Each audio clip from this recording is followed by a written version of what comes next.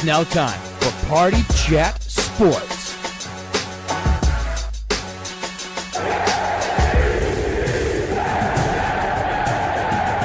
The only thing else I got to say is, how about this Cowboys?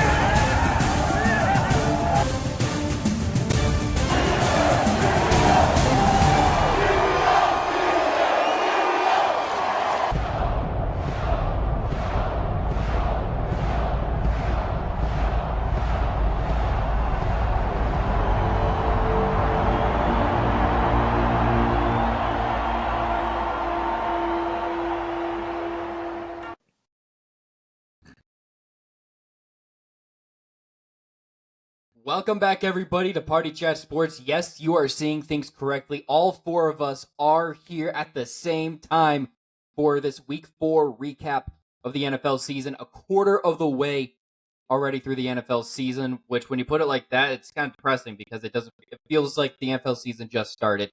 But that's what we got to talk about here. First quarter of the season done. I'm Caleb Gill. We've got Dylan Schroeder, Drew Nelson, and Cam Braun all with us today. 2-2.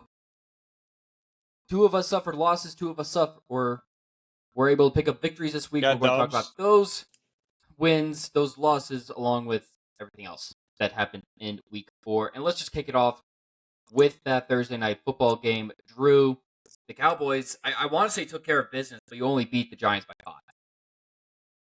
Yeah. I mean, we just can't win, to be honest. Like, we beat the Giants by 100, and it's like, oh, it's the Giants. We beat the Giants by 5, and it's like, oh, it's the Giants. Like, okay, like which one is it? Like, which one are we allowed to do? Both, honestly. So Giants. like, winning's winning.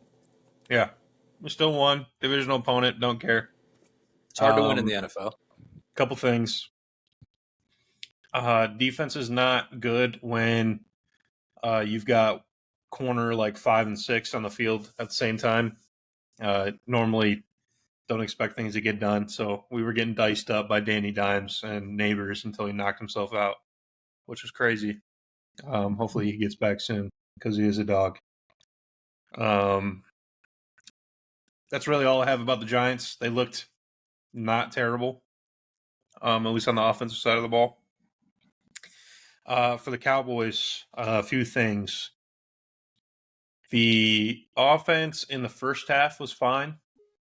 Got CD active after being a little drama queen last week, so at least he had that bounce back. Running game still pretty much non-existent.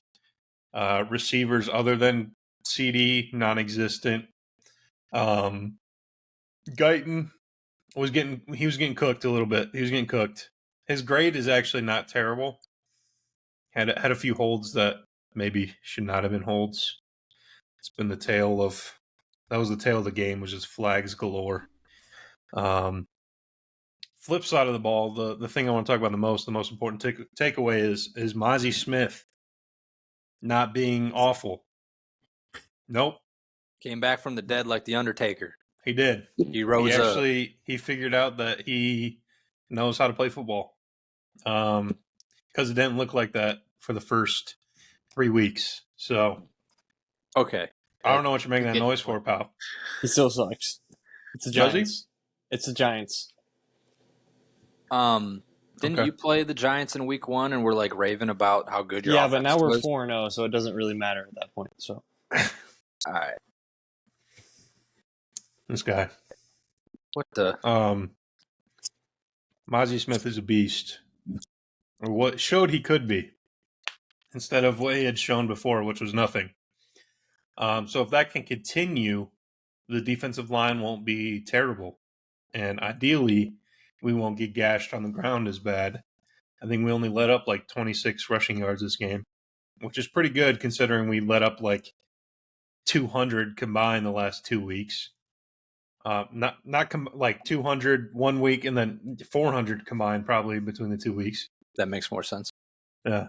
So if he can get back in the right step and we can get, some more health in the secondary with Bland coming back, Kalen Carson coming back, and honestly, Kalen Carson being he's corner 4.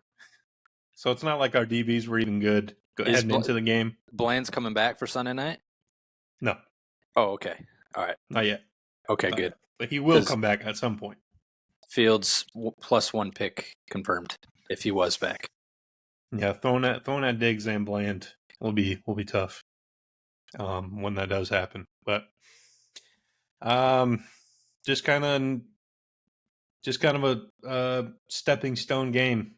Not anything too great, but there's at least something to build upon with Mozzie's performance and Overshown's performance as well at linebacker. He's super exciting to watch.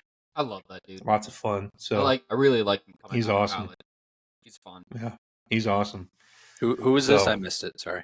Texas. He's our linebacker. Who from Texas? Who? Overshown. Oh yeah. I also wristband guy. Sweatband guy. He had a lot of sweatbands in his Texas picture. Didn't they? Get figured out. He was cool. He got figured out by Jerry Jones' grandson, or they whatever? asked him about him. Yes, because he was on Texas or went to Texas or something like that. Oh, nice. That's so lifeline there. They got the inside scoop on what kind of guy he was. Insider trading. Yeah, I think it's fine, but don't tell Nancy Pelosi about that. Hey, you don't got to. Jeez, Nancy Pelosi knew first. She wrote the rule book. Yeah, so not an exciting game by any means, but a win nonetheless. Product of a Thursday night. I was thinking that same thing. A lot of injuries though. Actually, that sucked. But that's what happens when you play at MetLife, I suppose. This is true. Yeah. Like Neighbors should not have got concussed, but he basically slammed his head on concrete. So I guess that'll happen on that AstroTurf that they got over at MetLife. Garbage. But no, I think it's one of those games. It's the Giants. You can say stuff like, "Oh, it's the Giants," or "Oh, it's the Broncos." Just ask the Jets how "Oh, it's the Broncos" went. Or "Oh, it's the Panthers." Ask the Saints how "Oh, it's the Panthers" went. So it's the NFL. It's hard to win in the NFL. Saints and the Panthers haven't played, did they? Who'd the Panthers just beat? I thought it was the Saints. Raiders? It was the Raiders last week. Oh Raiders man, lost to the Bengals this week. Call the Raiders up. Shut that out I know, but yeah, it's hard to win in the NFL. So it is what it is. I think one thing that you guys need to look into is trying to acquire a pass catcher before the deadline. You guys need something. Brandon Cooks is kind of dookie. Cooper's coming back. You're not allowed. Yes, we are. Yes, you are. 3 years. It's been 3 years. Oh. Yeah, it's 2 years. But what I will say, it's actually, I don't know what happened, and maybe it's always been like this, but I feel like wide receiver twos in the NFL are just bad this year. And there's obviously a handful that are not. There's teams that have good wide receiver rooms, and maybe this is a product of a narrow view. But it feels like especially in fantasy this year, like you grab a guy, he's like, oh, he's their wide receiver too, and he gets like 2 catches a game. And I know offense in the league is like down, but it's that too high shit that Mel Kiper's bitching about. It is that too high stuff. So you got to run the ball. Yep. 2 things: offense is down, right? You're right. If they were that good, they'd be a wide receiver 1. So it's also true. And the only teams that are going to have that wide receiver 2 are teams that have like amazing wide receiver 1s. Is offense really that down, Vikings, or are we just seeing like more blowouts? No, it's down a lot. It is definitely down. Touchdowns, like year over year statisticals. I'm sorry. Year over year statistics are showing that it's down by touchdowns, points, yards, all that stuff. Multiple touchdowns. Weird Going into last night, they had through week 4, there was like 170 some. I don't remember if it was passing touchdowns or just touchdowns. Probably just total touchdowns. This week, going before Monday, there was 150 some. But going back even farther than last year, it was getting into the 200s. So it is on a downward decline. Yeah, and part of it might be a product of the quarterback talent in the NFL being more keen for rushing, just in general. I think that we're just taking the check down too, where they're not. Yeah, looking the too high safety stuff definitely, and then just a product of offenses being like, all right, we'll just run read options a whole bunch because our quarterbacks can run, and there's a bunch of teams that are like that. Like you weren't getting that with when Brady, Breeze, Mannings, and Rivers of the world were in the NFL. There was no threat of the QB run, so I don't know how much that's playing a part, and then just too high on defense. I think the NFL just goes through cycles where it was a passing league, and then the rules made defenses have to adjust, make them have to change, and once the defenses figure out, now it's back to, oh, well, the defense figured out or how to stop the pass, now we have to run the ball again. Like, we just go through cycles. Yep. All right, well, as we go to the next game. All right. Bengals-Panthers. Bengals, first win of the year. This would have been real dark hours for Bengals fans if they dropped this one. Joe Burrow looked good. Panthers are the Panthers. Jamar Chase, 3 catches, 85 yards and a touchdown. Chase Brown getting the rock. He looks like he's starting to pick it up a little bit. They're trying to replace Joe Mixon in the backfield. I think he's starting to pick it up a little bit.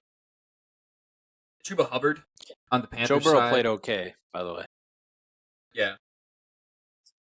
He played better against the Commanders than he did against the Panthers. He's played it out of the last 3 games he's played. This was probably the worst one. That's fair. Week 1 he was awful. Week 2 and 3 he was okay, and today on this last game he was fine. Yeah, that's a fair way of putting it. It was nice to see Deontay Johnson start connecting with Andy Dalton a little bit. He dropped a touchdown. Go figure. But he also Classic.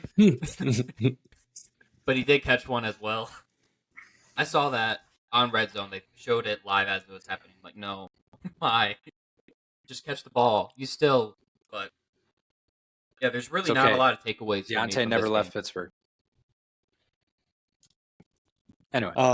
Yeah, after talking to Gil, as you know, Coach Whetstone, I asked him what his take on this game was, and he said the Bengals' offensive line looked 10 times better than they ever had. He did say, after, Dylan, your comment, Joe Burrow might be back, and I said, Joe Schmo. He's not back. But Bengals were able to, as it was said, not have to deal with the drama, especially with Andy Dalton starting at quarterback. But Bengals pulled it out. Chase Brown does look like the guy, and they might be back on track. But it's the Panthers. So back to it's the Giants quote. You do got to see him repeat it. I don't know who they got this coming week, but. And what are the statistics for teams that start 0-3 and their chances of making the playoffs? It's like I think it was 2. It was 2 out of 164. I think it flashed up on the screen one time, but I believe that's teams that start 0-4. Oh. 0-3 is a little bit better. Well, but it's like still, it's four not good. 4 out of the last 20 years or so, or last 10 they years. also haven't even played a single division game, and yeah, they got the Ravens. So this you go to 1-4. This is going to be a good test for them this week. Yeah, it is at home, which is a benefit. Like, do they drop to 1-4, or do they start piling and putting wins together? That's going to be the Bengals. It's going to be tough. You still got to play your whole division, and then you still got to play out-of-conference games at the Chargers, at the Cowboys, which sounded a lot worse in the beginning of the year. Let's take it easy. Hey, and then you guys can't win at home. You got Week 17 Broncos. That could be something. So, all right. I don't got a whole lot to say about this game. Yeah, it sounds like that's a good moving on point. We are going to go to a division game though. Saints Falcons. This was exciting at the end. This was a really good matchup between the two. That this NFC South division through 4 weeks looks like it's going to come down to the last couple. Like it looks like between the Buccaneers, Falcons, Saints have wins. They're going to be feisty. This is going to be a fun division to follow throughout the season, but the Falcons get the division win 26-24. with another Kirk Cousins game-winning drive there at the end. Mm. Yep. Derek Carr, what happened? Came What? back They to already earth. played their Super Bowl in Dallas, so season's over for them. This is true. Maybe it wasn't Arthur Smith's fault. Just saying about the whole Kyle Pitts thing. Oh, I was going to say Falcons won. Not in general, but no, I'm saying about the whole Kyle Pitts thing. Do you see what Raheem Morris said after the game when asked about Kyle Pitts' stat It line? was something along the same. He said stats are for losers. Yep, I did see that. Okay. Yep. Okay. Kind of is when you're just trying to win football games. Well, I mean, when you're a receiving tight end and you do nothing, I guess stats are for losers. Kyle Pitts is a loser. Honestly, what's his run block grade? I Probably don't. not good. Dude's Yeah. not out He there to wasn't block. drafted to be a blocker. He's not that. No, but might know how to. He Anyways, probably knows how, just not well. Right. Like Caleb Should've went to Gill knew Bedford. how to run. Caleb Gill knew how to run block. Doesn't mean Caleb Gill could do it well. I knew how to. I couldn't do it well. PFF has an overall grade of 53.9. That doesn't include blocking. I don't have a sign in, so I don't Well, know. that's you not just good made it- if that doesn't include blocking. That's you just a just made a- receiving and rushing grade. you just Not made a good. TikTok clip if you feel like it. I definitely could flip that. Yeah, but I switched my pick last minute to the Falcons in this one in my pick'ems. I was just feeling a little something. And I was just like, you know what? I think the Falcons are going to win, and they did. I don't really know why I was thinking that, but Tyler Algier Falcons probably should have just never drafted Bijan and just stuck with him, for being honest. 1,000-yard rusher. He should be on the Cowboys right now. It was Could be. inevitable. Could It be, was inevitable but- until the Falcons but- did It that. was. I mean, honestly, it was a boneheaded decision when they did draft him, just like it was a boneheaded decision when they drafted Penix. But yeah, Tyler Algier out-carried Bijan 8-7. He also out-yardaged Bijan 60-28. Like it's Bijan did get Or more. He had receiving catches. sets. Should Yeah, have had a tutty. Bijan was 4 for 46. Algier was 2 for 20. Bijan should have had a tutty. So Two. Algier still out-yardaged Bijan.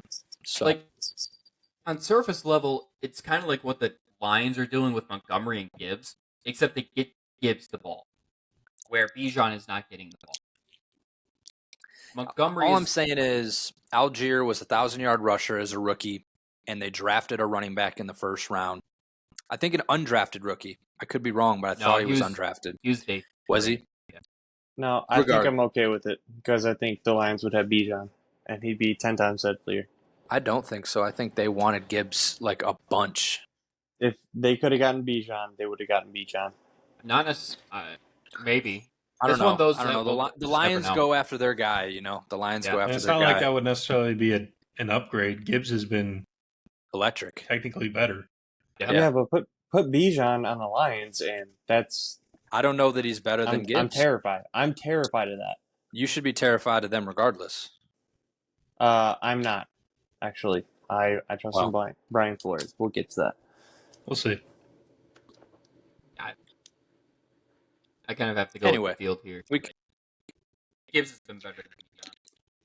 Anyways, it was a good NFC South matchup. Young Hoku for the Dude's a goat. How was his longest career kick? Like 54 yards before that. because you see the way he stands. He stands all funky. He does. He stands like straight back of He the is. ball He's instead like of like a- off to the yeah. side. Yeah. But He hey, hits him though, so it works. gets the job done. All right, we have another close division game with the Texans outlasting the Jaguars. The Jaguars dropped their 10th, 11th straight game, dating back to last year. Things are not good in Poverty Jacksonville. organization. Very poverty. It's gross. And when Doug Peterson was asked about his job, he's like, "That's a dumb question," or why. He pretty much said, "There's no reason to ask if I should be worried about my job." Well, when you suck at your job or you're failing at your job, I think it's fair to ask if you should have said job. Anyways, Texans outlast the Jaguars 24-20, picking up that division win. where do the Jaguars go from here? Well, You play football. I mean, Remember there's when nowhere they had to a go. top 10 quarterback at I on the remember team? that. I That top remember. 10 quarterback had a 55% completion percentage in this game. I Is that good? remember. Pepperidge Farms remembers. Drew, you've At been least he on. had 2 tutties, but Drew, you've been on Trevor Lawrence is terrible or not is overhyped train a long time, and I just want to start. I didn't say he overrated. was terrible. He was just overrated very prematurely. And I got to give you some And, flowers. it turns out that was people were correct. giving him a jump that At freshman year in college is when they were giving him the jump. Yeah. Yeah. Someone asked me when was his prime. I said Clemson. I think that was Yep. us. That was in our chat Was because it? Couldn't remember if that was you or my coworker at work, but Well, I mean, it's you're because still right. I brought up prime Trevor Lawrence a couple times Yes. randomly. That's right. And as like a joke, because Trevor Lawrence is Daniel Jones, this whole thing. And then you said, when was prime Trevor Lawrence? And it turned out to be freshman year, Clemson. So, yeah, I mean, I don't think it's all his fault by any means, but But yeah, I think you could not looking argue. good. I think you could For argue being the Trevor Lawrence. Sorry, go ahead. I was just gonna say for being the next Andrew Luck, Yeah. hasn't lived up to the hype. I was just gonna say, I think you could argue that like physically, like at the game of football, Trevor Lawrence has not gotten any better since freshman year of college. You might be able to make that argument. Like he's just been the same player. Wow. Okay. Yeah. That's Yeah. a great take. Honestly, Think of it like an overall. Like he came into college, 85 overall college quarterback, and was just 85, 85, 85, or if you want to use 95, 95, 95, and then that translated to like a 70 overall rookie in Madden, and then he's just been 70 the whole time. He hasn't changed. There was like one I think- bump his sophomore year where he got up to like 72, 73 in Madden, but then it Maybe. flattened back out to 70. Here's a question: does he does all this talk of him not work if he wins his playoff game? I don't know. Just the one. I'm not saying goes deep, but he also did put up a fight He against. did win a playoff game. He did win a He- playoff game. He won a national championship, did he not? No, we're talking about Okay, the NFL. we're gonna NFL. He won Oh, the- I'm sorry. Yeah, I was gonna say He won against the Chargers. yeah. Yeah, they had the No. big comeback. He did not. Oh yes, he did. Yeah, he yes, he did. did. And then he They came back. I thought And then opposite. that, Anyways, and then that got him a 5-year, $275 million contract, and nothing's changed. I think that was more of the Chiefs game The Chiefs, because that game was. I know they lost, but it was within distance. It's the, and again, it's the whole Daniel Jones thing of you're so scared of not having a quarterback that you pay for mediocrity. With that being said, are the Texans overrated at this point in time? Yes. Maybe How would you rate You get them? better. How are they rated? That's 3-1. I give him an 83 overall I Madden mean, rating. most of us picked rated him as to be a- top 2 in the AFC. I think. Yeah, rated Right. as I had him in the Super Bowl team. Which, I mean, technically they still are. Based off of On our record. preseason takes, they're probably overrated, but they're still Well, yeah. one of the top teams in the AFC. It was the preseason, and now it's the season. That's where we got to I look mean, at. I think I would say like CJ Stroud was not an uncommon like MVP projection. Texans were not an uncommon, at least AFC championship like contender. Yeah. I mean, and they are. If we Um, take a step back for a second, they are number 2 in the AFC currently. Yeah. Based on seeding, 3-1. But they've been squeaking by when it feels like Their they net- should be. Yeah, their And got net blown out. points. Their net points is -15. Like their differential That's on the not good. season is -15. Definitely got blown out too. Everybody else. Oh, I wanted to say it. Everyone. Exposed, if you will. Stop. Everybody else is positive. Kansas City at 4-0 is positive 20. Steelers in the 3 seed are positive 22. Buffalo is That's positive nuts. 39. What are the Vikings? I'm not. We're talking We're in AFC, the AFC, bro. We'll talk about your Vikings later. Don't shoehorn them into every conversation. I'm gonna try. Steelers at number 3 in the 3 seed at plus 22. Bills plus 39. Jets plus 14. Colts 0. Ravens plus 18. Chargers plus 18. The only other negative team, you got to go all the way down to like the 9 seed, is the Raiders at -19. So that's alarming. It's alarming. The offense is able to get it done. They're putting up the yards. And then the very bottom is the Jaguars at minus 49. I just saw them. That's gross. That is gross. Big game for Nico Collins. But with the tools that they have, they shouldn't be this close. Which is feels like they should be better.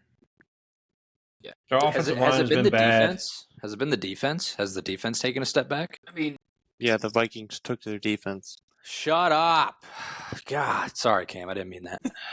he did though. It's all right if you did, to be honest. No, I didn't, though. I didn't. We're talking about the Texans. We'll have plenty of times for the Vikings in like 30 minutes. 20 minutes. I don't know. Oh, I don't we're a 1 know. p.m. game. I don't know. I just threw it out there as an arbitrary number. That's a big word. Thank you. It's like fungible. But yeah, I mean, I think you just got to watch it play out. Who do the Texans got next week? And then, I'll fact check that. But you see how it plays out. Obviously, they're 3-1, and it's hard to argue with 3-1. But they have the Bills at home, so that's going to be a matchup. That's a must watch. That's must watch TV right there. I would argue. The number 2 seed versus the number 4 seed in the AFC. There's some good games here this weekend. I know we do. This week's shaping up to welcome to October football type deal. You and I might kill each other. Drew and I won't kill each other because there's a level of respect Well, built we're going into to be in the Steelers same Cowboys. I don't Me respect. and Drew will be 2,000 miles apart. I don't He does not respect respect Cam. the Vikings. I don't I'm respect sending a Cam, hit on you. but I I also hate don't that guy. care. What are you gonna say? If it's all right, I'm just gonna have my phone turned off if the Cowboys score at the end of the game. I can't take it. I can't take it. Zeke. Another Zeke game. Dude, I can't. If the He ghost came of back Zeke, just for this game. if the ghost of Zeke like stiff arms Minka and like scores, dude, I'm gonna lose my mind. I He's want to see having a Zeke Derrick score a Henry touchdown. resurgence. Yeah. I want to see Zeke score a touchdown so bad in this one. Need it. Anyway, yeah, Texans, you got something to prove here against the Bills next week. That's all. Move on. All right. Next game is a game that had a total of 19 points scored. Yeah. Not necessarily a slugfest. Pretty gross. I'm not even talking about the conditions. The Broncos-Jets. Broncos getting the victory 10-9. Oh, no. And so last week I was given crap afterwards about talking Let about me the lean Jets back for for 10 this. minutes or so. And I said, don't worry, that's not going to happen this week because we got the Broncos. And if I go longer than 2 minutes, we've got issues. Turns out they Thank you, are Ben. the same old Jets. Some things don't change. And one thing that was mentioned was, I understand why it was mentioned because there's a big dome or no dome debate in this chat. 2 of us for, 2 of us not. And the comment that was said was, if this game was played in a dome, the Jets would have won. And after really sitting back and thinking, I don't think so. Because this is who the Jets are. It's just who they are under Robert Saleh. They're a team that they win a game convincingly or a big game, and that's their Super Bowl. And then they don't show up the next week. It's happened time and time and time again. The Jets are 2-7 under Saleh with extra time to prepare. They had a Thursday night football. They had 10 days between the Patriots and the Broncos. So 2-7, been outscored 195-92. They've had 61 penalties. Penalties are going to happen when you're an undisciplined team. If you're outside in the rain, or if you're inside in a dome, it's going to happen when you're undisciplined. So their only 2 wins was against Bailey Zappi, which doesn't even feel right in those conditions. Is that dude even in the league anymore? I have no idea. And then their miracle against the Giants last year, which they had no reason of winning. That was a game where Danny DeVito came in. The Giants had like 60 yards passing total, and the Jets squeaked out a victory at the end. They shouldn't have won that game, but a Breece Hall 50-yard touchdown helped propel them to the win. And that's what this game felt like. It felt like another one of that Giants game all over again, where the Jets had no reason they should have won this game. They did not deserve to win. They were unprepared. The game plan was horrific. And yet, at the end, I still thought the Jets were going to squeak by. It wasn't until like the last 2 minutes, and I was like, oh, the Jets are going to lose. And then Aaron Rodgers gets the ball back with less than a minute. And I'm still like, okay, maybe they do. They just need a field goal. Once they get into field goal range, they get a 50-yard field goal range. Once they get to that point, they're content. Because that's who this team is under Saleh. They are a conservative, not aggressive team that thinks that everything's just going to fall into place. Crash out. Everything. Go ahead. Everything. What? You keep interrupting them. And my biggest takeaway from this game was some things never change. What were my concerns? I'm going to open up the floor for this question. Heading into this season, what were my biggest concerns about the Jets? Because I feel like I mentioned them a few different times. Coaching. Hype. Coaching? You're getting Devontae Adams, though, so it'll all be Definitely solved. The overhype definitely. You don't like hype? They were overhyped. Clearly. The coaching, I was terrified of because it's a coaching staff that has 20 wins. 20 wins in 4 years. And there's been a lot of excuses. And that's all the Jets have is excuse. And yeah, they probably do make the playoffs in one of those years if they have a better quarterback situation. Again, excuse. But how far do they get? They don't string along victories. They get one victory and they're content, like I said. So this is a team that has failed to learn how to win consistently, put big wins together, and now you're going into a situation where you should be 3-1 minimum. Now you could be 2-4, depending on how things go against the 4-0 Vikings and the 3-1 Bills. Those are the next 2 games. Oof. If you start 2-4, there's going to be pitchforks outside MetLife and one Jets drive. Better beat the Vikings. If they don't beat the Vikings, that flight home is going to be a long flight home from London. And everything that was told to me and other Jets fans by the media, by It's the going to be organization, long regardless. I can't confirm. What time is that game? 9:30 in the morning Eastern time. You have to fill me in. I'm not watching. I wouldn't watch it. But everything that was told to us was that once Aaron Rodgers comes back, that's going to fix everything. Talented players only get you so far when you have poor coaching. When you have bad coaching, you're going to have games where the team just doesn't show up. They don't get off the bus, they're not ready, and they're already looking for excuses out the gate. 13 accepted penalties is ridiculous. 5 of them are pre-snap. Why is a running back false starting twice? Why is the same defensive lineman lined up offsides multiple times in the same game? Why is the gunner on special teams committing a personal foul penalty every single week? Coaching. All this for me, this boils down to coaching.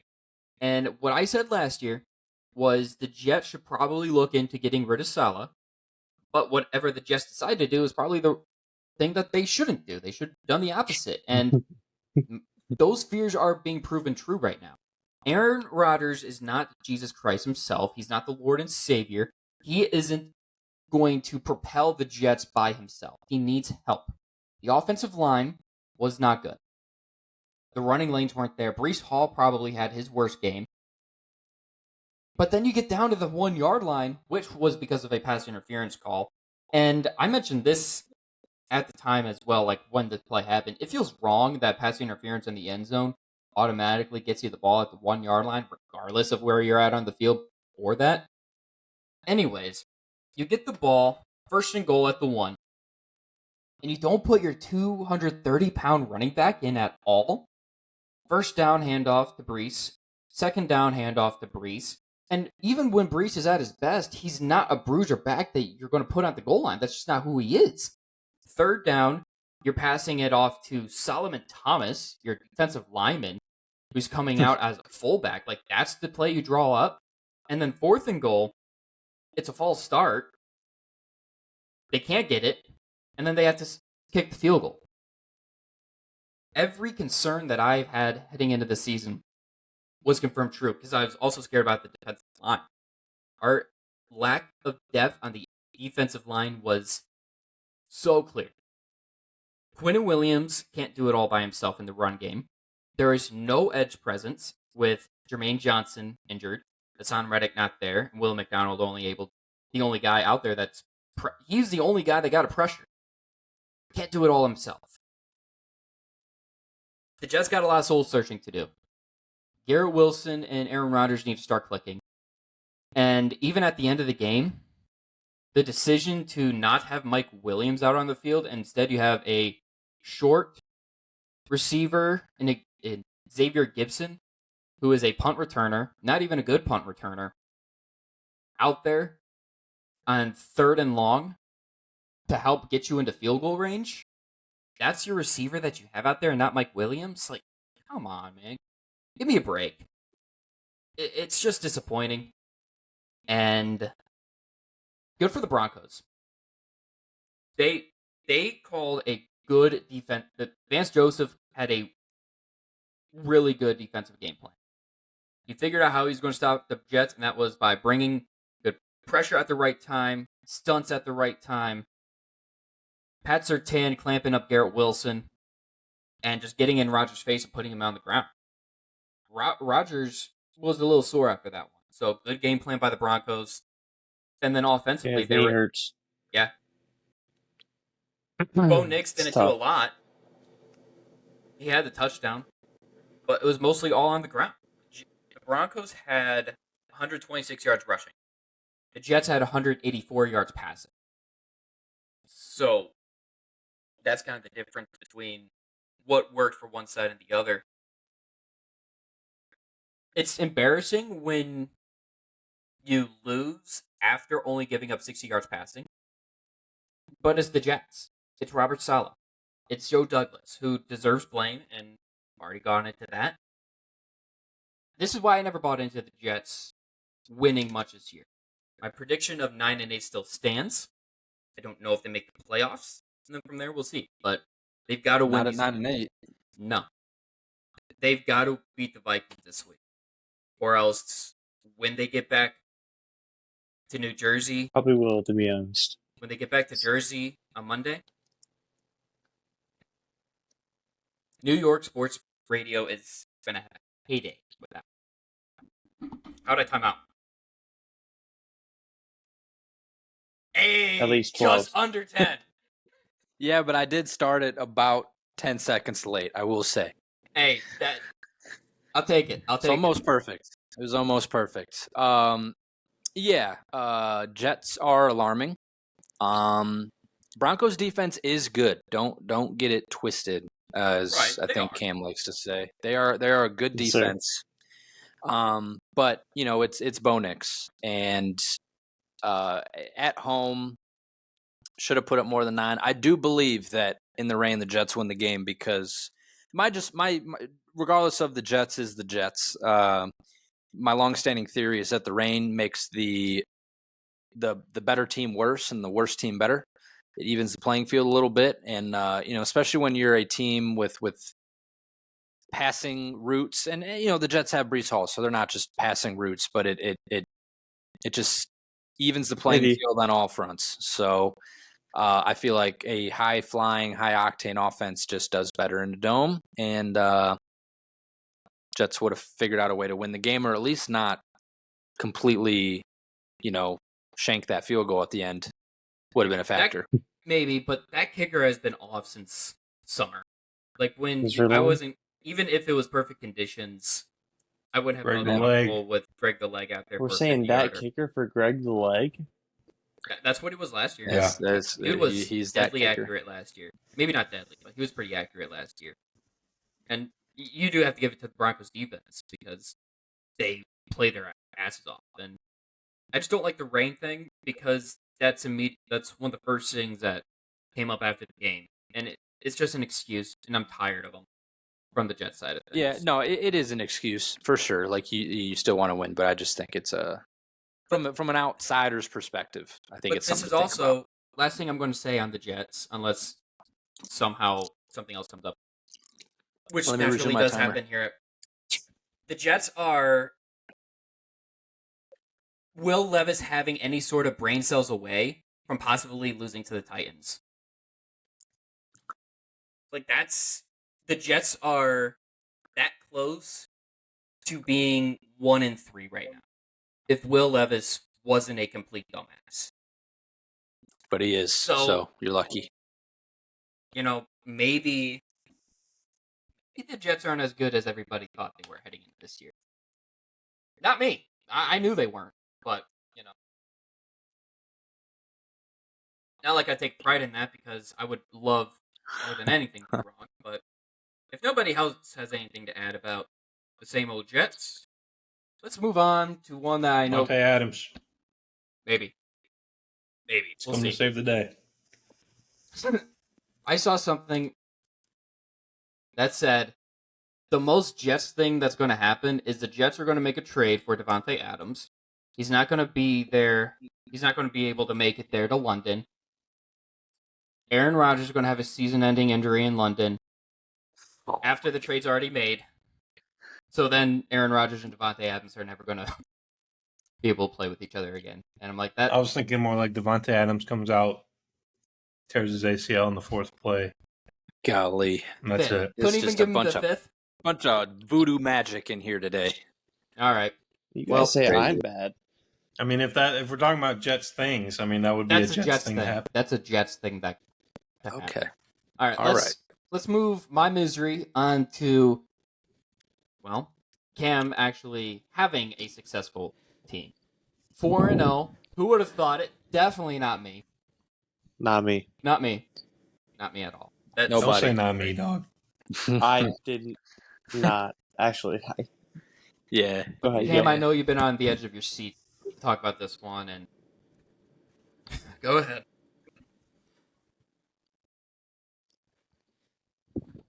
Listen, the Vikings have the capability to be a wagon right now, and that's because they are what? a wagon. What A does that wagon mean? that keeps on going. Oh. Right now, they are executing on defense and offense and having a fantastic offensive line and a fantastic defensive It's not. mind. It's not fantastic, right? Oh, Aren't you like said mind. I thought you said line. Mind. I also thought you Okay, said that's line. fine. I thought you said The line. the line is good where it needs to be, and we also have the PFF's best guard in football at the moment. So, or at least top 5 in Brandell. Those are not the same things. It's close. Continue. Anyways, the Vikings came Because out firing, the Steelers had the best guard in and the the NFL. Vikings He just tore his Achilles. Just saying. they decided to shit the bed in the second half. They did what most Vikings teams would not do, and that's actually give up the lead, and they kept it this time. That is the biggest difference I have ever seen in a Vikings team. I don't like to talk a lot about the Vikings right now.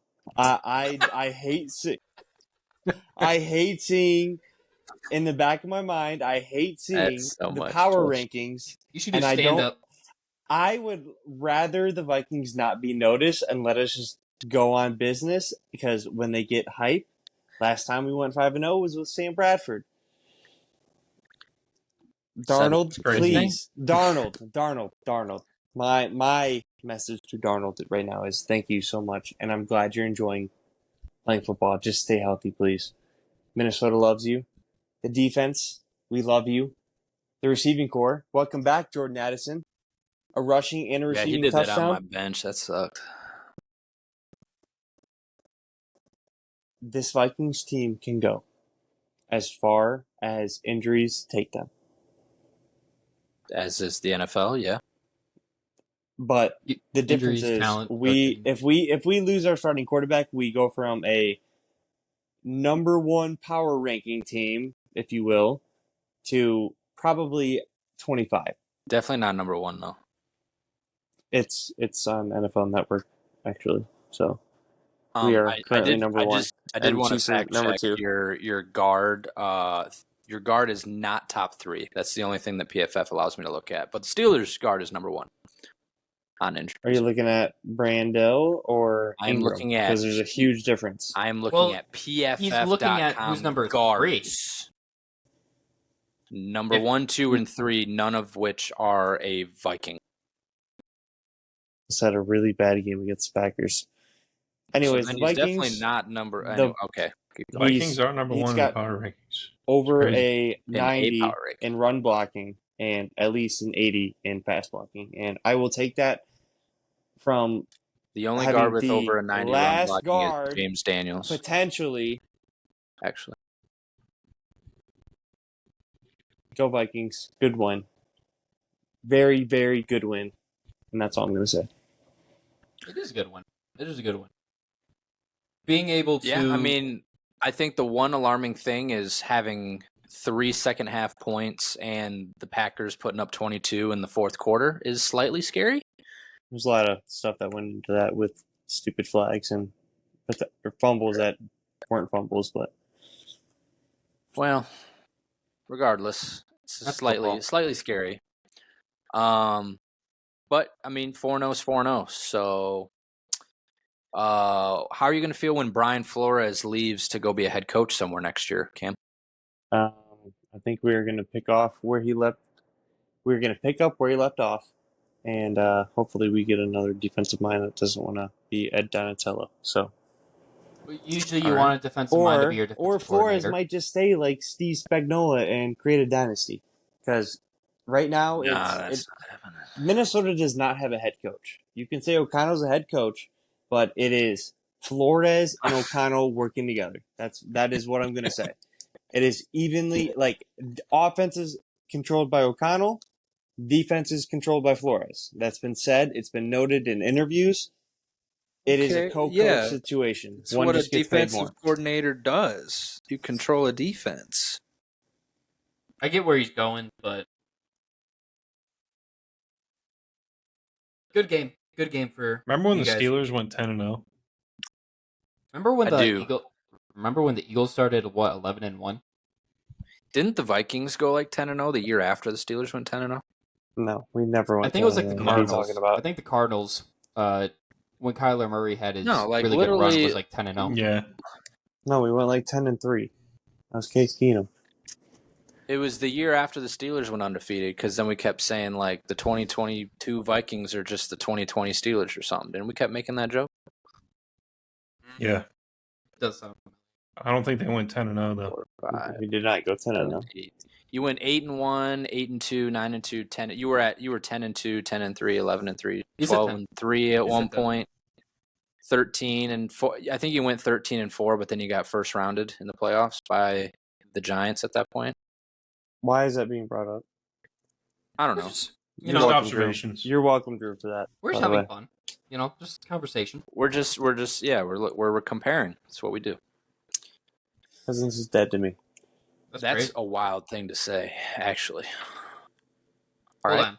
I mean, you are the same man that said that you look up to Kirk Cousins, and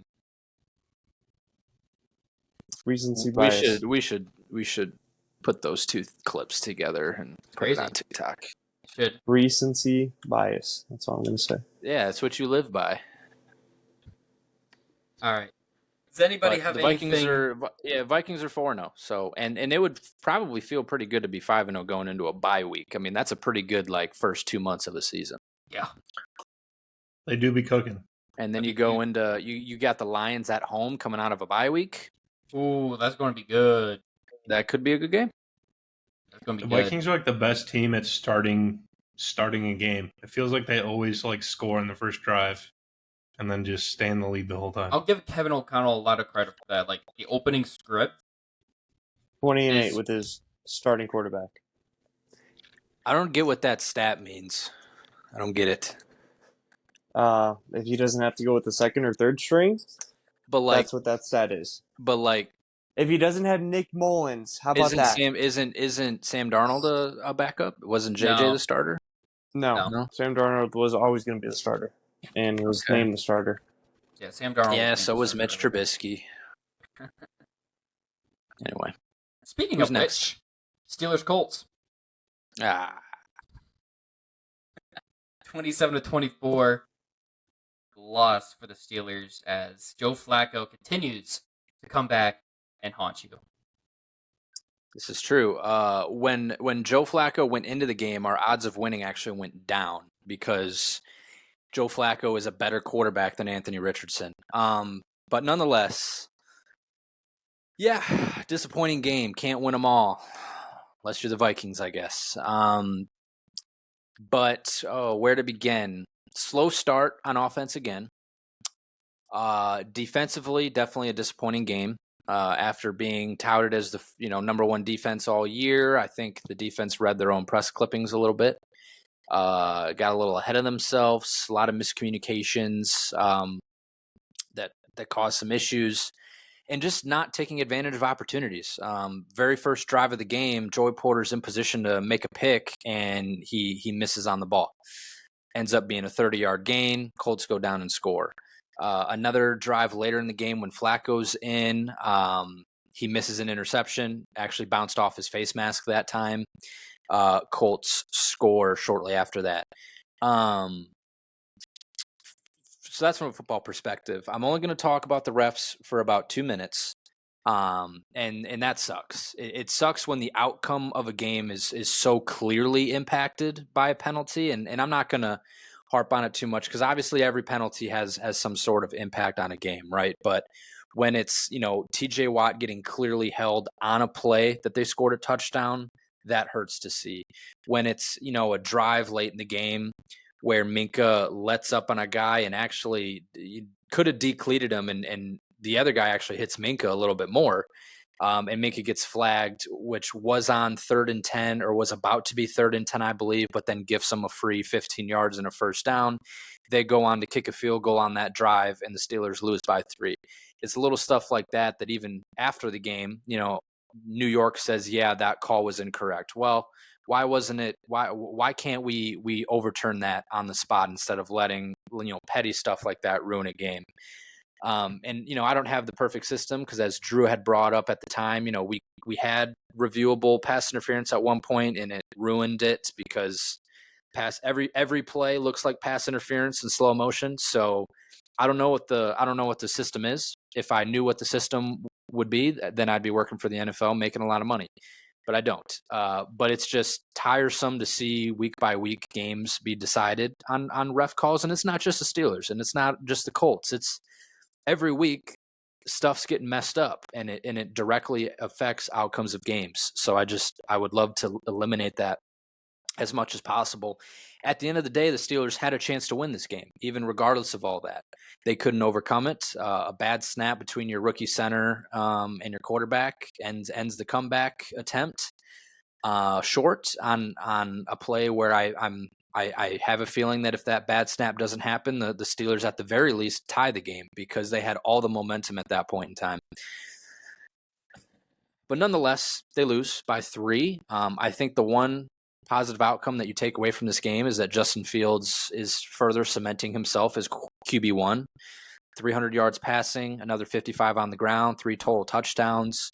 I mean, after the game, Najee's getting interviewed and he's saying, quit putting it all on Justin. We're all out there. Well, at the end of the game, it was only Justin doing anything. Don't put nothing on Najee. Don't put nothing on Najee. Najee had one play where he had like a 32-yard gain on a screen. That was about all he did all game. Cordero Patterson went into the game and instantly was getting like 15-yard chunk runs and then gets hurt. And then it goes back to having no pop in the running game. But Justin Fields was slinging it. I'm not even going to lie. He was slinging it. He was getting out of the pocket and letting it rip downfield. It was just awesome to see that piece. But that's not how the Steelers are designed to play. It's nice that he can do it, but it's not how they're designed to play. They're not designed to be down by 17 points and to try to come back. Defense has to get better. They're going to try to get right next week against the Cowboys, which feels like it could be a tough task just given the soft zone coverage that can at times be picked apart if the rush doesn't get home. And it's something that I'm sure Dak has seen before in his NFL career. So it has a little bit higher of a tendency to get picked apart by veteran QBs than by young QBs, I've noticed watching Steelers games. So I'm a little bit worried about that, but we will see. It should be a good game. At this point, you gotta close the book and put it in the rearview mirror. Unfortunately, we did sustain an Achilles tear to our best lineman, who was rated correctly statistically as the best guard in the league, according to PFF. Grade of 93, and he's gone for the year. Achilles tear. Probably shouldn't have been laughing at Aaron Rodgers all those times. That's on me. That's on TikTok me. clip. That's on me. Karma's a bitch. My bad, James Daniels. I caused it. So it's a good thing we invested all those draft picks into the offensive line because we need them. 4th rounder out of South Dakota State, the Jackrabbits, making his debut, playing pretty well. He was a guy that had he was a guy that had a neck roll in college, so I'm pretty hyped for him to play. Yeah. Well, I mean, our Mozzie on Zach Frazier is going to be fun because Zach Frazier's actually played very well.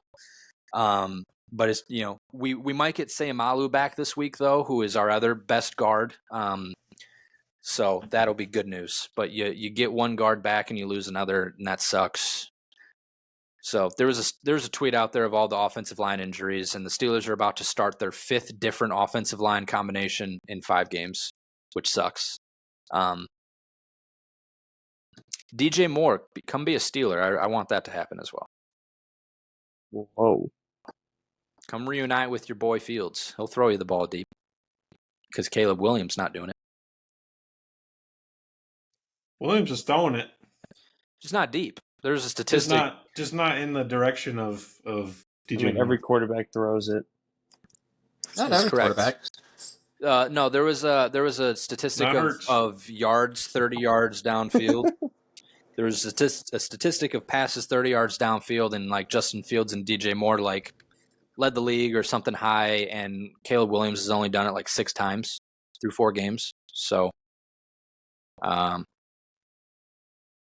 yeah, Shane Waldron is a bad offensive mind. So come be a Steeler, DJ Moore, because I'm tired of watching Allen Robinson and Scotty Miller. Calvin Austin Johnson, number 2. And Pickens? No, I'm not. I'm never tired of watching Pickens. Pickens has done everything you've expected him to except for score a touchdown. I think he'd Deontay Johnson be better as a wide receiver too. Here's Deontay Johnson. Confirmed. If DJ Moore was on the Steelers, George Pickens would still be wide receiver 1. Yeah. All right. That's the truth. Because they would both, like, from a snap count, Pickens would be on the field 1A, more. 1B. There's some if you wanted to frame it that way, it'd be 1A and 1B. But if there's how about this? Pickens needs a 1A or a 1B receiver next to him. So Juju Smith-Schuster. What do you mean need? Because he just had 7 catches for 113 yards. So what do you mean need? Like need for what? Need for speed. He needs to catch some touchdowns. He does need to do that. Yeah, I mean, that's what you digress to. Okay. Yeah, don't fumble inside the 5-yard line, Mr. Pickens. That would have helped out a lot. He did have a touchdown called back in the Broncos game because of another blown officiating atrocity. So I don't want to get into all that. I've said I've moved on from the refs. So have you? I'll complain about them next week probably. Where's the game at next week? Is it in Jerry World or is it at It is in Pittsburgh. It is in Pittsburgh. Sunday Night Football. Still not good. The line is currently Steelers minus 2.5 at the moment. The legend of Zeke. A big thing being, Cowboys without their top 2 edge rushers, no Micah, no Dexter Lawrence. That's certainly going to be a factor. Marcus. Yeah, I get the 2 mixed up all the time, but yeah. Team would be a little bit better if they had Dexter still. They would. This is true. It's not a lie. Vikings trading for Dexter I Lawrence, by the way. want Jalen Warren to Book it come now. back so bad because the one thing Vikings I've are learned. not trading for Dexter Lawrence. Yeah, we are. Anyway, you can't because he's on IR. So let's move on from that. I want Jalen Warren to come back so bad because I've been like a Najee homer since day one. Like I've tried to defend him. Like in year 2, when people were like, "Oh, Jalen Warren's so much better than Najee," and Najee was a first rounder, I was getting like mad at Steelers Twitter. I'm like, "Nah, Najee's great. He's not, bro. He's got 82 acceleration, 75 speed." If there's not a hole in front of him, he's not getting to one because he's not fast enough. Like, I just need some burst, man. Please, Jalen Warren, come back, because he was the only burst the offense had all of last year. Patterson gets in there and he's immediately ripping off 15-yard runs. It's nuts. Najee in a world with a good offensive line is a good running back because he can get downhill, he can get through the hole, and on the second level he's dangerous just with his power. But until then, that's not happening with the current offensive line being as beat up as it is. I did enjoy the text that we got saying that Cordell Patterson might be the best running back in the Steelers. He was on Sunday. He was because Jalen Warren was out. That's what Zamir Franklin said, or whatever. 84 run harder. Was 84 run harder is what he was saying. Which, I mean, Najee wasn't going anywhere because he was getting hit like immediately or behind the line of scrimmage. So I do get it. Cordero's running lanes were ginormous. I did see, but again, it don't matter. You just move on. Speaking of moving on, let's move on. I think we can get through a couple of these fairly quick. Bears, Rams, 24-18. Bears get the win over the Rams. Rams, what happened? Rams, what happened? Injuries. Everybody's dead. It's true. It's kind of hard to field the football team when your entire offensive line's gone. Your top 3 receivers are gone. You have no defense. McVay and Stafford retiring. This is the end for McVay maybe. and Stafford, I think. They should have retired already. They haven't been. The Rams have been injured for like 3 years in a row, it feels like. They sold their souls for a Super Bowl. And I respect it. I would do the same. They did. They actually did. It's worth it. The same. Like, now it's... The debt's being paid. Tutu Atwell might be nice, though. Might be. Or he's just the only one left. He is the only one left. Can't believe I left DeAndre Swift on my bench this game, though. I was so pissed. They were like, Roshan Johnson's going to play a ton. Roshan Johnson's the man. Swift sucks. And then Swift goes off. 150 yards, a touchdown, He also 7 catches. He led the team in catches. He was RB1. It was just ridiculous. Pretty sure he was RB1. I had RB1 and QB1 on my bench this week with Fields and Swift, and I lost to Gill. So that sucked. Nice. Tom did say that Chicago started to love Swift again after this last game. I'm sure. Yeah, I would too. He did good. I'd like Swift on the Steelers. Against nobodies on defense. I've always liked Swift as a running back, but it's probably because he's from Georgia. Caleb Williams ain't it, though. Caleb Williams. I don't know how much you could put on Caleb Williams. Like, the offensive line's probably garbage. None. The offensive coordinator's garbage. And also, we're starting rookie quarterbacks year 1.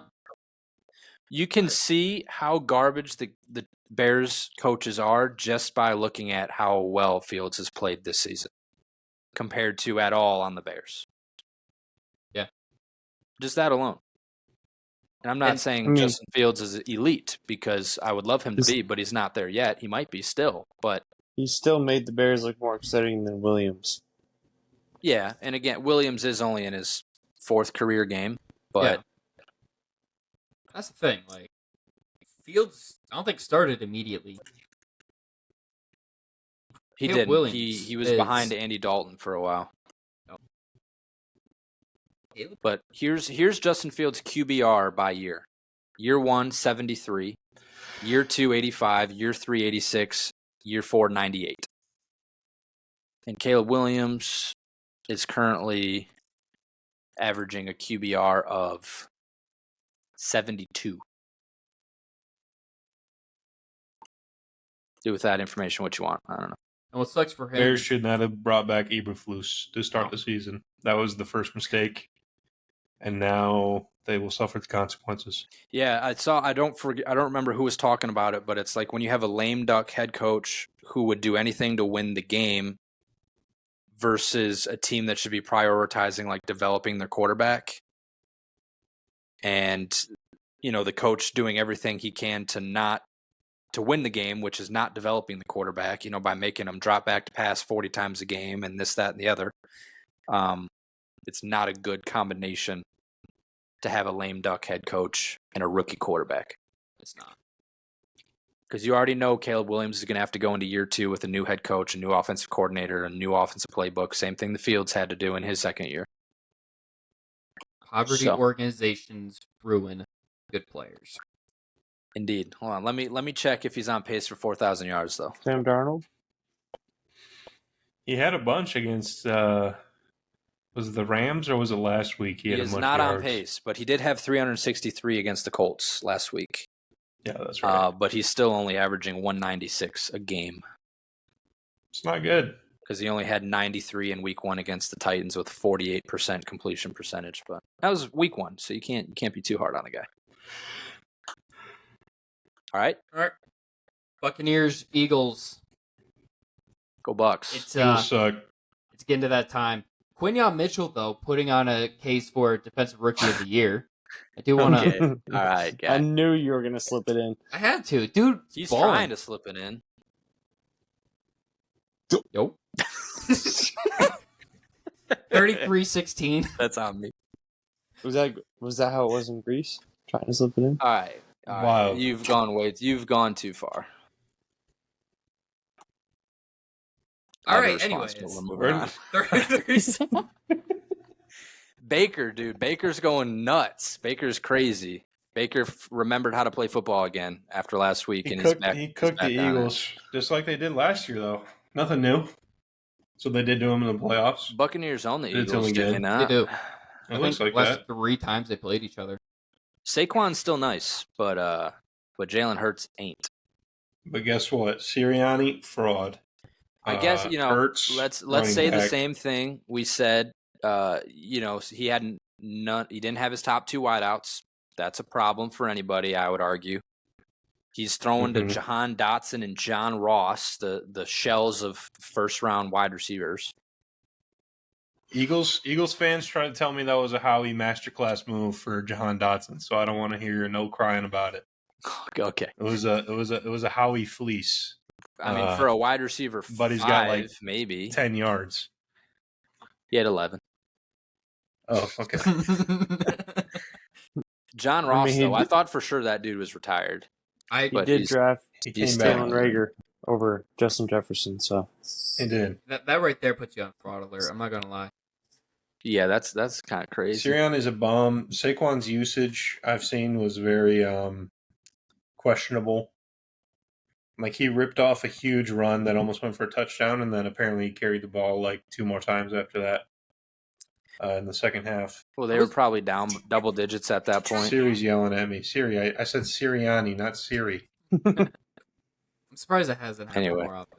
I was listening to somebody on ESPN radio talk about Sirianni, and they were saying if you take context away, Sirianni with his record, it's a dangerous thing to do. It is very dangerous. But with his record as a first-year head coach or first-time head coach, he's been to a Super Bowl. You look at that and it's like, wow, that's pretty impressive. That looks really good. And then you start throwing context in. It's like, oh, this dude's dog shit. Like his press conferences, he is so bad at answering questions. They actually said that they should. So like every year, coaches like they dive into what do they need to fix, like X's and O's wise. They said that Sirianni should have gone to Mike Tomlin and gone to the Mike Tomlin school of answering press conference questions because dude is so bad. Mike Tomlin gives the most memes at a press conference, though. He does.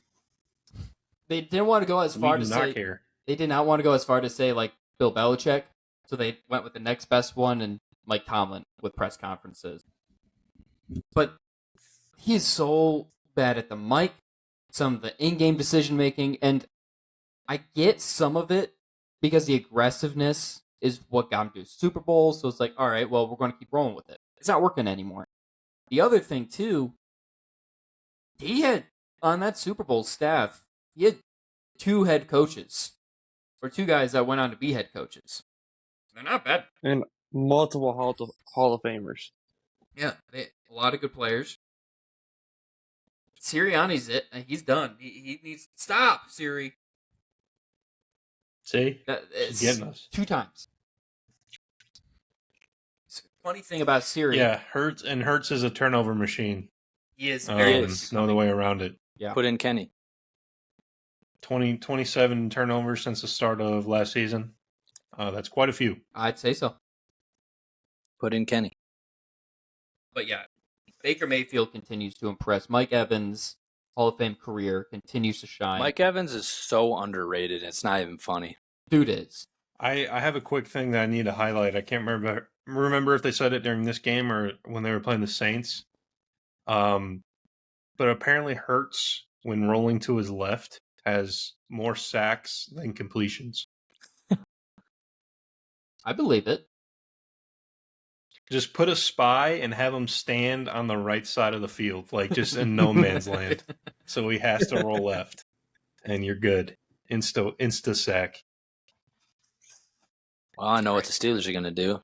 Just keep rushing TJ. He'll have to go left. It'll be just easy. have TJ can just stand on the right side. And Just put his hands up.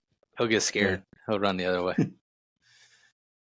But yeah, I mean, the Buccaneers have had like a good wide receiver 1-2 punch forever. Mike Evans and Chris Godwin, I feel like, have just been around forever. Those two, and they got Sterling Shepard just roaming underneath. I don't know. They're nice.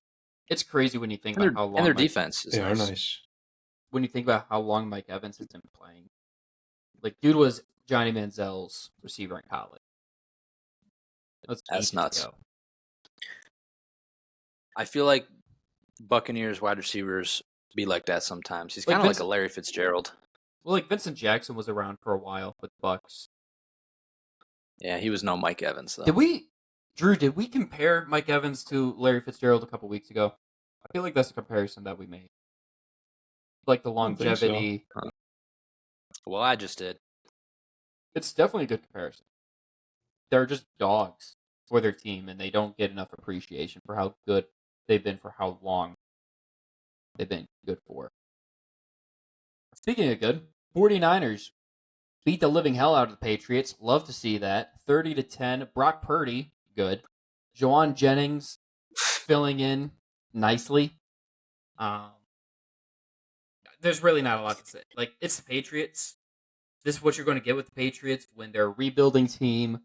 Kobe Brissett's in that quarterback. I still wouldn't put Drake May in this season just because you don't want to ruin him with that, what they've got going on there. But on the 49ers side, it is a lot of bad. On the 49ers side, Jordan Mason picking up where Christian McCaffrey is left off. System running back. Christian McCaffrey may never come back. That's on me as well. That's another one I messed up. I'm sorry. I think I said something. He did. Said he was due. You did. I'm sorry. I did that. He hasn't played a game this season. For anybody that drafted CMC in fantasy, send It's a my pile of bad. dog shit to Blame Dylan. Dylan. It's my bad. But I took a play out of Cam's playbook. What'd you do? Yeah, we're a couple weeks away cursed. from him being a double amputee,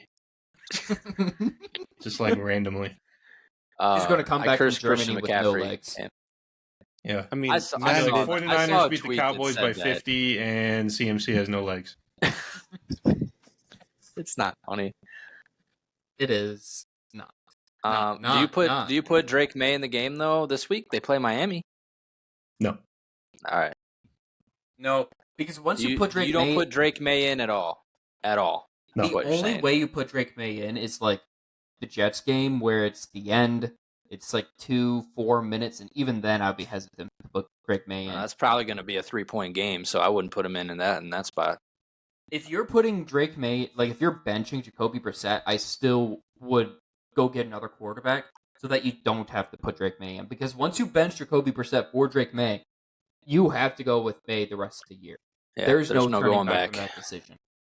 Can't put the I don't think there's toothpaste any back in the quarterbacks tube. out there that'll be better than Brissett that you could trade. Probably Probably not, not. but like, what do you try? Are you trying to be good? No. Again, because you don't have a lame duck That's head why your coach. rookie quarterback is sitting Yes. on the bench and Yes. Brissett is starting. Nope. Yes. That's have- that's Give what him a couple happens. extra That's draft what happens picks. when you don't have a lame duck head coach that's trying to prove the franchise right by starting the rookie quarterback immediately, hoping for success. Patriots are doing it right. Right now, they're doing it correctly, which I hate to say, but they are. And then they're going to get a top 3 draft pick or a top 5 draft pick. They're going to get some stud lineman, and I'm cool with that. As long as they don't get They'll be Travis okay. Hunter. As long as they don't get Travis Hunter. what's he That would going to scare do? me. Play next to Jabril Peppers? Return kicks with Jabril Peppers? You're actually scared of Travis Hunter in the NFL? I think I'm not. with the right system. That's what I'm saying. I don't. He's Jabril I'm- Peppers, man. No, like he's not going to do good in the NFL. Some guys don't make the I'll stand transition. on it. I We'll think see. he will be. I think he's going to be fine. He won't be a two-way player, but he'll be good at whatever No, he plays. won't be. If he goes wide receiver, he'll be good. But if he goes cornerback, he's getting cooked every freaking game.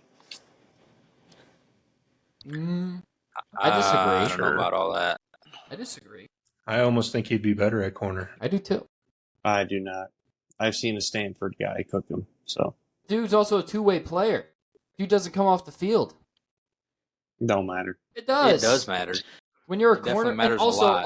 also cornerback's one of the toughest positions to play because you're critiqued every single time for every single rep. But you're bound to give up a play now and then. But the one time you do give up a play, it's like, oh, the dude sucks. It happens. Especially when you never come off the field. Yeah, and is Travis Hunter going to be able to take that mentally? I'm sure he will. Probably. Man, I didn't realize we had this much Travis Hunter hate in this chat. Let's move on. Commanders. Beating the hell out of the You're Cardinals. nice. I had You're so nice, Commanders. They are a fun team to watch. The one thing that really irritated me about this is I had Commanders Cardinals at 49.5. I took the under. The Commanders put up 42 points themselves. I thought that was easy money. I You thought should have not taken the under. I only Why would you lost do that? by one touchdown. You say only, but like That's, I mean, if It the happened, Cardinals don't give up one touchdown, or if the Cardinals just don't score one of their two, I'm good. That under barely hits, but it hits. These were two bottom half at best defenses. Yep. But this Cardinals team is... I did not know Jaden Daniels was going to do this. I don't think any of us Yeah. did. No. So, like, I've been saying this a few times. My my Jaden Daniels stance has been not a good look. Said he was not worth a top 10 pick. Said he could even fall out of the first round.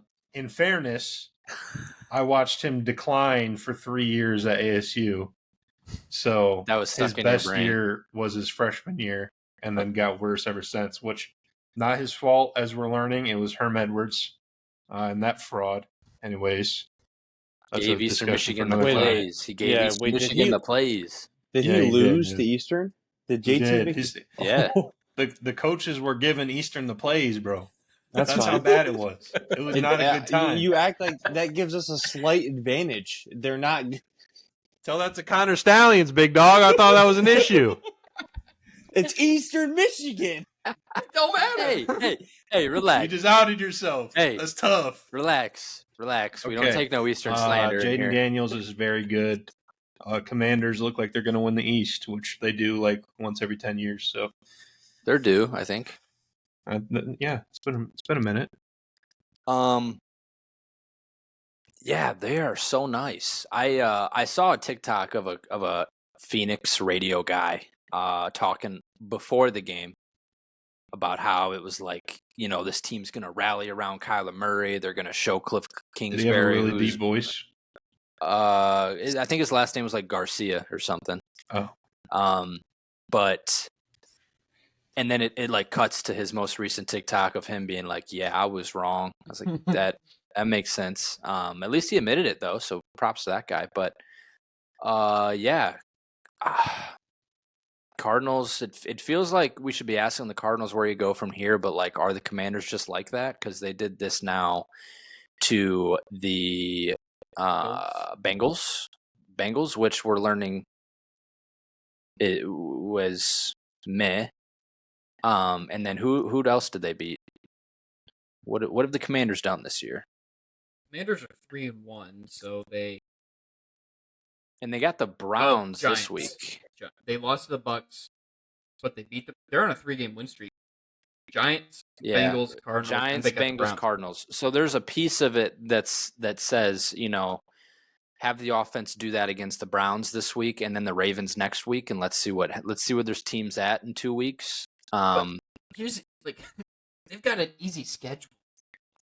Browns, easy for NFL standards. Ravens, and then they host the Panthers. They host the Bears. They go to the Giants. I mean, they're after the Ravens game. Their next, they do have an easy schedule, and then they host the Steelers, the Eagles, the Cowboys. Like, that's a tough 3-game stretch. But it's a schedule that we could be looking at. Pretty good. They could win most of those. They're looking pretty good against teams that don't have good defenses, as we've learned about the Bengals and the Cardinals, and the Giants are middle of the pack. I think the Browns is going to be a very interesting game because they're one of those teams that do have a really good defense, but they obviously have Deshaun Watson still at QB. So it's like a great offense of Washington, a great defense of Cleveland, and then a bad offense and a bad defense going at it. So it'll be very interesting how it shakes out. They will be playing it at home, so I don't know how that helps at all. But the Commanders will probably lose this game just because I'm going to be rooting for them to beat an AFC North team. So that's on me again. I apologize in advance. But Can you root for the Jets? no, I'm rooting for the Vikings. No, you're not. I am. It's been proven you would never. NFC over AFC opponent every day of the week because I've had to stare at playoff simulations for 2 seasons in a row, starting in like week 11. So I'm already starting. But you've never had to look at the Jets for that, to be honest.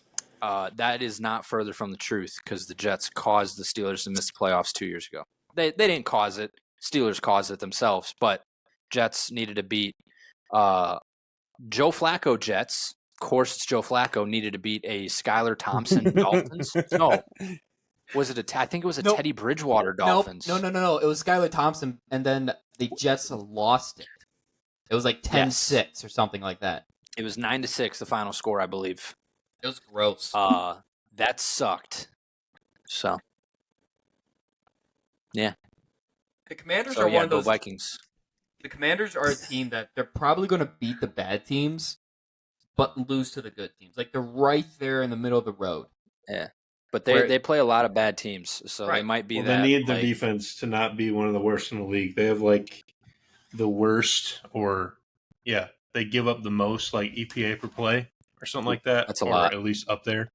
Probably Like, should it's have not kept a Chase good Young. defense, which is funny because you bring in Dan Quinn to be your head coach and your defense is bad. They don't have any players though, Yeah. so I'm not going to pin it on Yeah, Quinn there. they haven't built that defense yet. They will. I'm sure they will. Yeah, they're going to let Quinn get his guys. That's a But year two. they got 3 wins already, and they play. These are all winnable games: Panthers, Bears, Giants, and then one of the Cowboys games potentially you probably split, and then one of the Eagles games you probably split. Titans is 6. Saints, Falcons. I mean that's 6 games at least that they should win with the 3 they already have. I mean this is a team that could be that like 10-6 division winner as the 4th seed that like everyone's like you want to play them if they're the division winner you get matched up against because that defense in December is going to be nasty in a bad way. Like we know the NFC East prophecy where you don't repeat. So the Cowboys were automatically eliminated from winning the NFC East this year. But I think everybody just assumed believed that it was just going to be the Eagles for the taking. I didn't think the Commanders, especially with the rookie quarterback, first year under Dan Quinn being the head coach, didn't think they were at this level, 3-1. It doesn't matter who those teams were.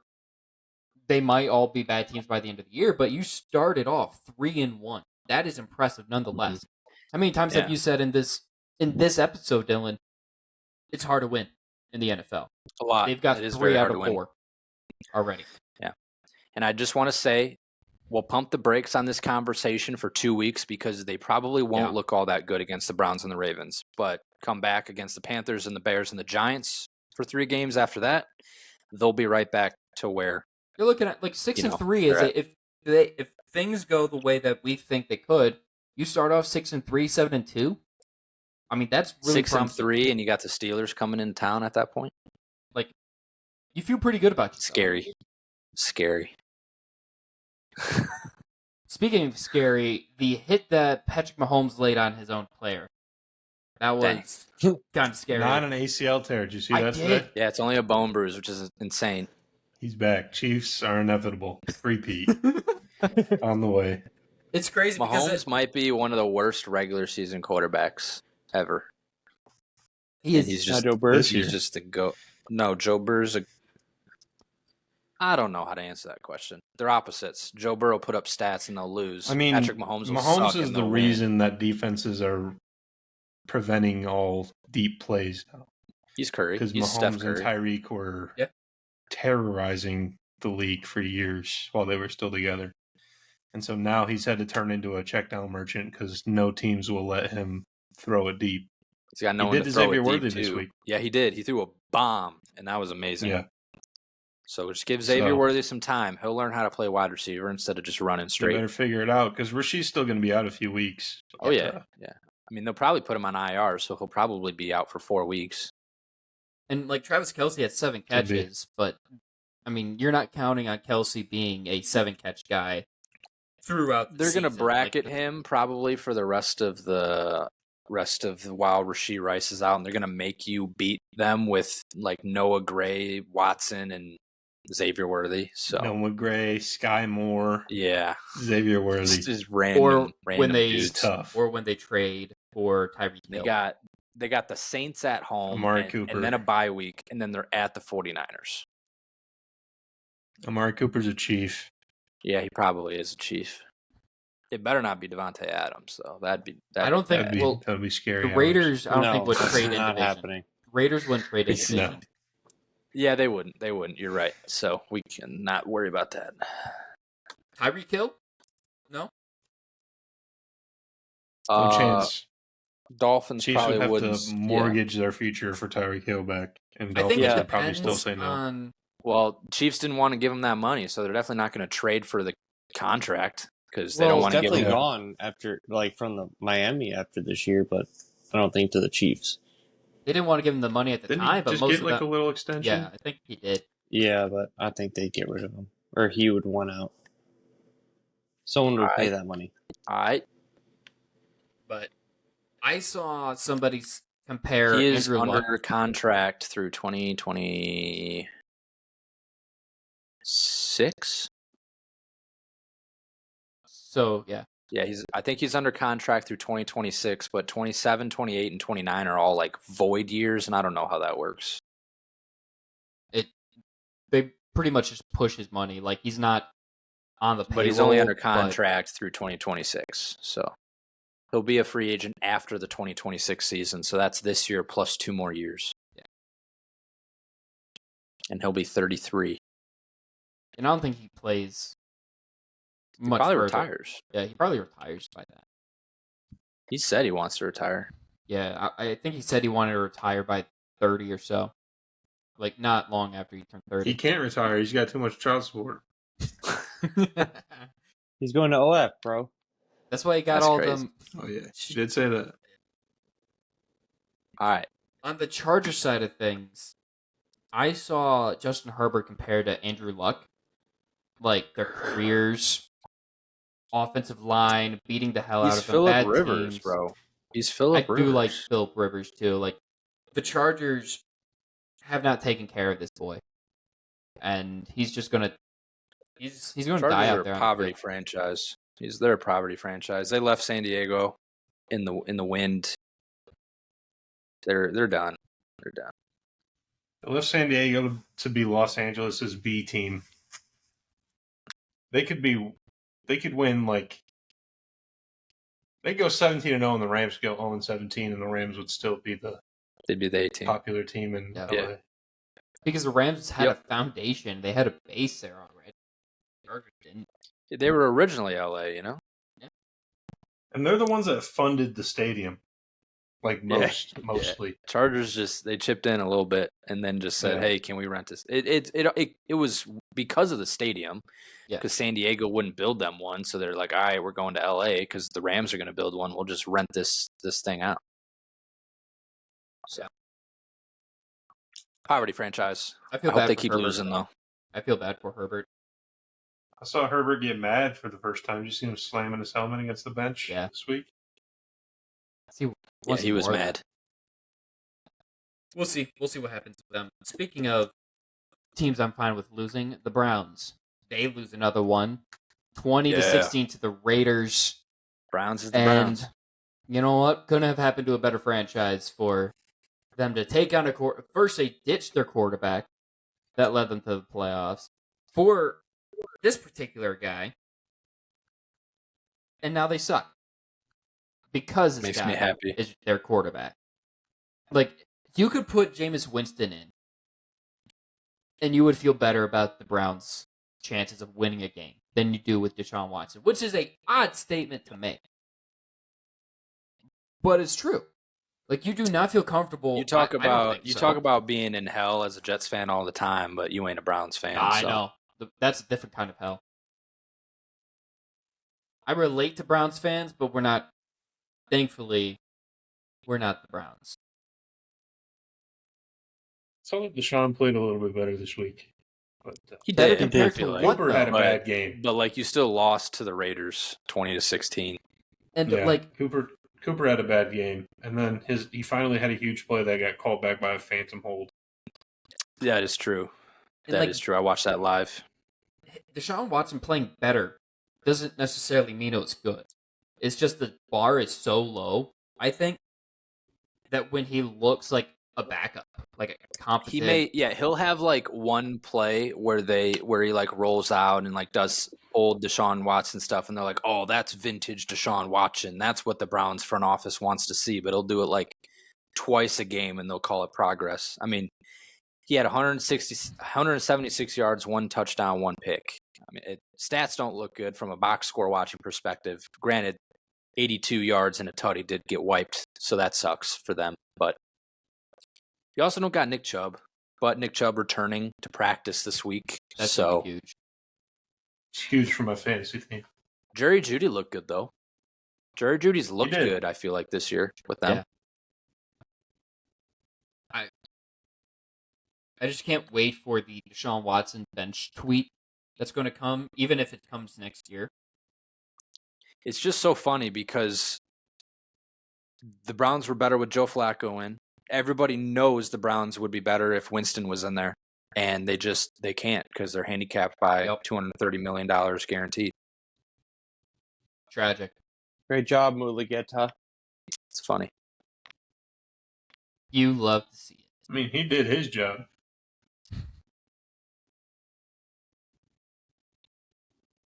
Yeah, but he's number one enemy in. It's not the agent's problem. Agent, yeah. Agent got his bag. You don't care. That's like the defending attorney. Yeah. Like the one that's trying to get the dude out of prison. Robert Kardashian. He was O.J. Simpson's lawyer. They know this dude's guilty, but they don't care. They're doing their job. The glove don't fit. Anyway. Must stay with the Raiders. Good for them. I'm sure Kate's happy. But my biggest takeaway from this is the Browns beat Browns. Raiders they won a game and then suck. Now they're losing Devontae Adams. So yeah, I mean, they're going backwards. I mean, the Raiders kind of suck. Like I didn't have a lot of All right. Alexander Madison averaged 12 yards a carry. That's crazy. Raiders 2-0 against the AFC North. I hate playing the Raiders, dude. Steelers are like 1-7 against the Raiders in the last 10 years. Did you see their stat against certain types of quarterbacks that I sent to you? What might those Yes. quarterbacks be? Criminals, allegedly. Allegedly, they're not nice to women. Okay. But the Raiders are undefeated against those kinds of alleged QBs. The Raiders fighting for what's right. But also doing everything wrong. Yeah. All right, sticking in the AFC North, the Ravens got a pretty big win over the Bills, 35-10. The Bills come back down to earth. They had to put Mitch Trubisky in the game. Love to see that. Vintage Derrick Henry. Parlay got crippled because Josh Allen couldn't throw a touchdown. Sucked, by the way. Derrick Henry going for almost 200 yards saved me in fantasy this week. That's the scary part, because that was the whole, like, oh, imagine the Ravens with Derrick Henry. Like, this was the game of imagine the Ravens with Derrick Henry. It was scary. That does not have me excited with the Ravens now only one game back from the Steelers. I mean, I really needed the Bills I needed the Steelers to win or the Bills to win, man, because I need some cushion, and now the Ravens they're going to come storming back. It's scary, man. And yeah, he saved the day for you, Gil. It sucked because I'm in like 4 leagues, and I had him in 1 league, so it won me a game, but then I lost 3 games because of him. So it was like a real love-hate thing. But it's funny because the Ravens have no receivers. Justice Hill led them in receiving. The tight ends aren't doing anything. They've never had receivers, though. I mean, they have Zay Flowers, but... Zay Flowers had 1 catch for 10 yards. Zay Flowers hasn't done anything this year, which is... Not that they needed to throw the ball as well, because Derrick Henry had 200 yards. I've got 2 Ravens tight ends in our Dynasty League, and I can't start either of them because they both suck right now. I had to start... Likely went crazy and then just... I know. They forgot to give him the ball anymore. I had to start Mike. And then Mark Andrews. Is Mark Andrews washed? I think he is. He might be. Tight ends this year just washed in general, but Mark Andrews especially. He's just doing conditioning. He's just out there running around. He had one ball hit off his face that would have been like 20 or 30 yards, and he just jogged back and said, all right, I'll start blocking again. Oh, bye, Cam. Yeah, I'm scared of the Ravens. I would be too. Officially. I thought the Bills were looking dangerous. They came back to reality. It's a good reality check probably for both teams. Yeah. Hey, the Ravens aren't actually terrible, like how they started off. The Bills aren't actually world eaters, like how they started off. Bills are probably still pretty good. Probably still going to win that division, but yeah, I would hope so. Otherwise, something terrible has happened. Or something. But yeah, I needed Dallas to beat them. I needed Buffalo to beat them. I'm scared. I need the Commanders to be for real. I need them to be so for real. I need Tampa Bay to come to life. I need the Broncos. Oh man, I need so much. They got me shaking in my boots over here. But they play at Cincinnati, so that regardless, someone's going to lose that game. Or if they tie, that would be fine. But would it? I don't know. I don't know if that would be good or bad. It's not good for anybody. I think I'd rather see the Bengals. I think I'd rather see the Bengals get crippled fully, because Ravens are probably going to win the division. I'll just accept that, and we hope we hang on to a wild card spot. So I'd like to see these wild card teams continue to be crippled, like the Browns, the Chargers, the Bengals. Just keep the Jets. Just keep pushing them down. That's all I need. That's all I need. Give me a 10-5 wild card or something, or a 10-7, whatever the record would need to be. Be crazy if you were 10-5. That would be something, wouldn't it? Just 2 games just get wiped off. Don't want to know the world events that caused it, but hey, that's what happened. All right. Anyway, Titans Dolphins are Monday night doubleheader. Bro, what a terrible game! Hold on, so bad. The one thing to say, Will Levis has got to be so trash when Mason Rudolph goes into the game and like looks operational. Will Levis is so bad. And I think Drew said it earlier, like Will Levis has never looked good on a football team ever. And then the potential has also never been there. that was kind of funny. But like for real, like at Kentucky, he like never threw for like 250 yards and like had a terrible winning record. But I mean, he looks ripped and he can throw a ball far. Dude was Let's Zach give this guy a Wilson, shot. except Zach Wilson looked okay. He was Zach Wilson rarely. with no college success is what he was, which is why he fell to like the 10th pick of the second round. It makes sense. He's not good. So I love seeing the Dolphins get beat up like this. Yeah, I mean, I'm cool with it again. The playoff thing. You know, Dolphins are cooked. Screw you, Dolphins. I don't feel bad. You guys, all the Dolphins fans gave Jets fans shit last year for their quarterback situation, and suck it, losers. Yeah, get them. It's probably enough air wasted on that game. Yeah, we've already. I wish I had Tony Pollard still. Yeah.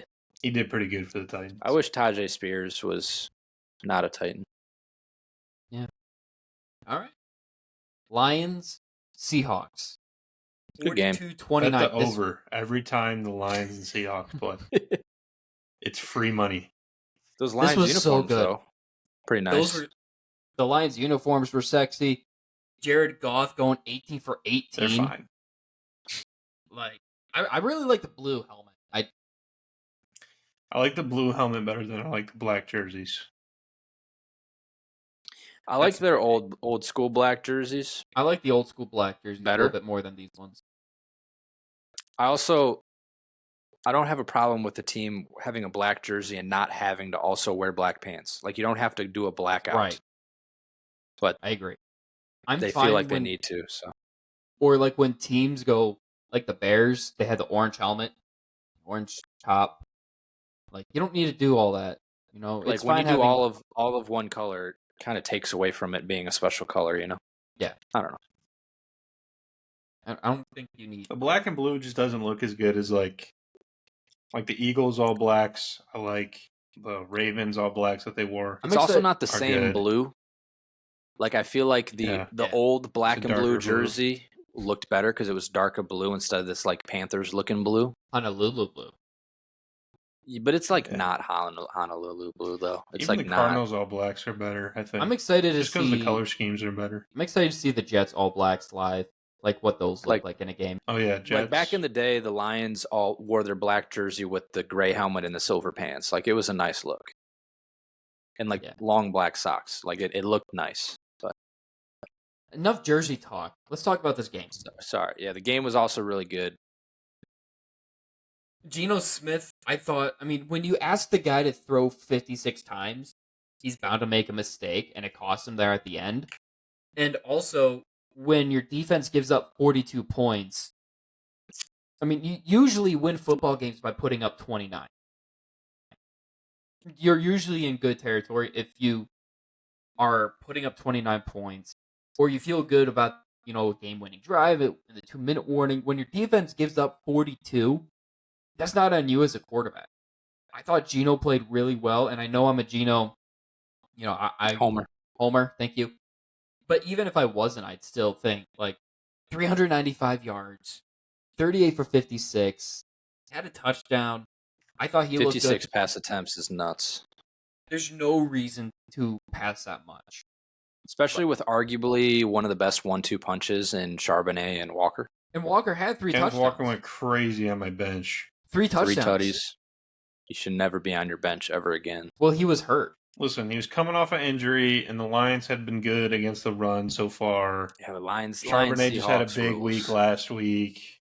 Yeah, like I thought they would be comfortable with Charbonnet carrying the rock. DK Metcalf showed up though for the first time, which was nice. Yeah, but he also gave the ball away. He trying did. to do too much, like he always does. He did.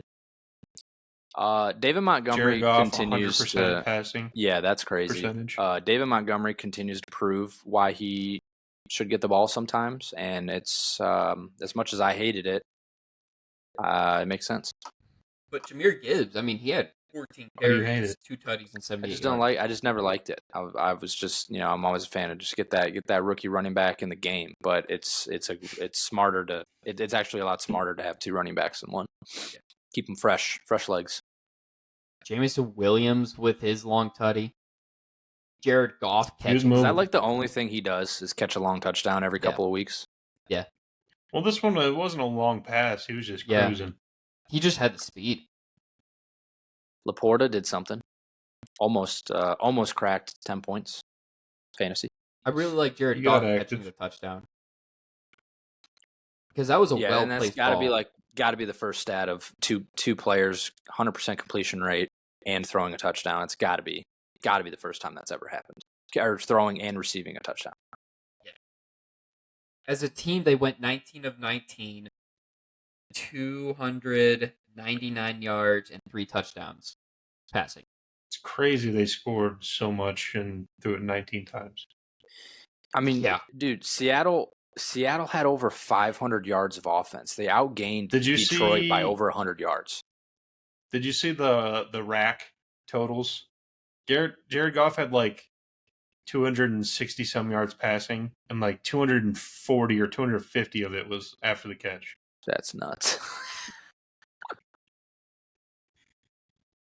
This is going to be a fun Lions team. And the Seahawks, I think. Yeah. Cam should be so scared of this team.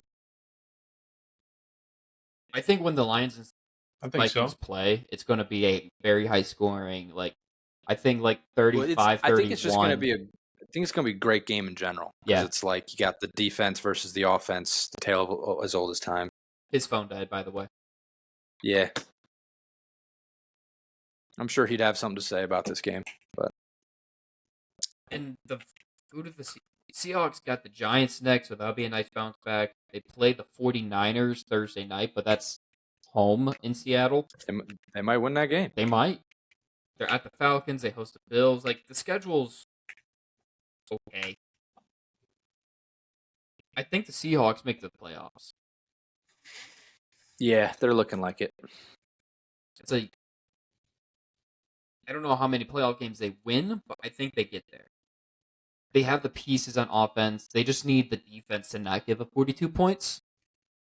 Because they were 3-0 heading into this game. That was their first loss. They're undefeated when their defense doesn't give up 42 points. That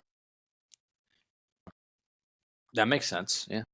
I think that checked out. There's probably not a lot of teams that have good winning records against when their defense was up 42. Probably I will not. say, though, again, their schedule Seahawks played the Broncos in week 1. They played first game ever Bo Nix. Then they played the Patriots, who they had to take to OT. And then they played the Dolphins in the game that Tua, That was after Tua turned got to hurt. mush. Tua turned to mush. We watched Tua turn to mush at your place Because against DeMar the Bills. Hamlin, Hamlin hurt too. That's right. So it was a So week you already after. had Skylar Thompson. Yeah. Skylar This was a Thompson game hit And I where the think Skylar Dolphins- Thompson got hurt in that game. So This was the game where He the did. Dolphins realized, you know what, maybe we shouldn't be playing Skylar Thompson. Let's go get a Pro Bowl quarterback and Tyler Huntley. yeah, because that worked out better for them. I think they scored more points. They did score more points. I can't believe that's a real thing, dude. It's hilarious. Yep. Great game. 42-29 makes it look. It doesn't even really grasp how close this game was until the end. It was a close game. It was close. My dad was at the game. Nice. nice. How do you like it? I liked it. Good. Thought the jerseys were cool. In person. That's good. I will say uniforms look different in person than on camera a lot of times. Yeah. Especially the Bengals. The orange is a lot different on that CBS camera versus with my own eyeballs. Which one's better? CBS camera. I'm not a big fan of Yeah. orange and general. Normally the camera is. The high quality. All right, I think that's a That's a good wrap. place to wrap this up. Next week is our 100th podcast episode. It's going to be toxic as hell next week. We've got the Cowboys taking on the Steelers. We've got the Vikings and the Jets. That might be all we cover next week. That might be all we have time for. We'll see. We might break those suckers down play by play. We We'll might. see. We're gonna have some fun with that. I've got some other things I'm going to share with that 100th episode or 100th podcast episode. So stay tuned for that. But we still have a whole week to go before we get to that episode. Thank you for watching this week's episode, our week 4 recap here at Party Chat Sports. Make sure you follow us on TikTok. Follow everything that we've got going on there. YouTube, parlays of the week, everything else. I think Dylan's going to put a highlight montage video from College Football 25. And then That's on also Friday. wherever you get your podcast. You can keep up to date with everything going on at Party Chat Sports on our Twitter, all at Party Chat Sports. Until next time, have a great rest of your week. Hope your teams are winning, because I know, unless they're Vikings, I don't care. I don't care. Okay. The only team I care about winning this week is the Jets. So, as always, have a good one. Talk to you soon. Peace.